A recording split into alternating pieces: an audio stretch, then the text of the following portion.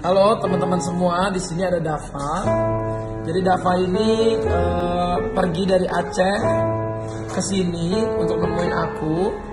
Tapi sekarang dia juga nggak tahu, dia nggak ada alat komunikasi. Dia nyampe di sini dari Aceh udah seminggu, dia tinggal di terminal buat nemuin aku katanya. Dan aku tanya keluarganya juga nggak, dia nggak bisa kontak di mana. Dan aku yakin keluarga kamu pasti nyariin banget.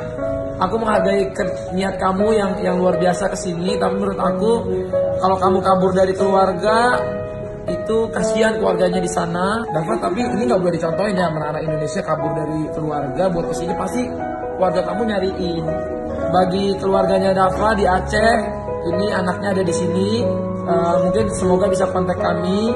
Semoga Dava ini jadi anak pintar, anak yang hebat, rajin belajarnya. Kamu ke Jakarta buat apa?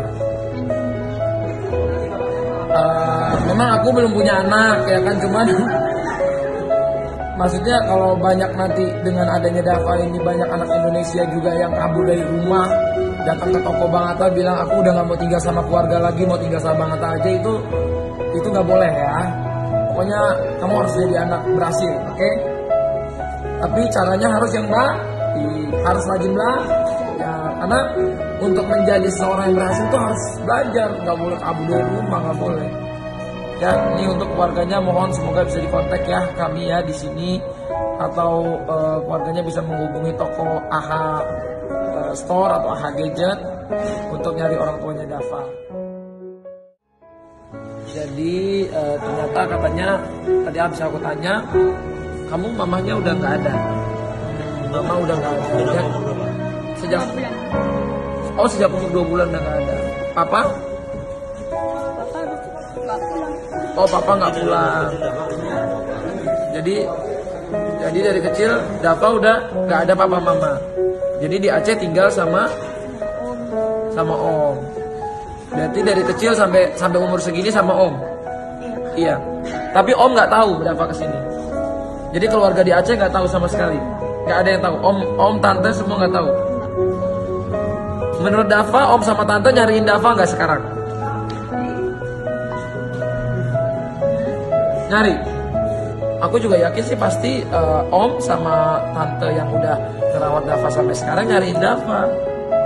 Iya.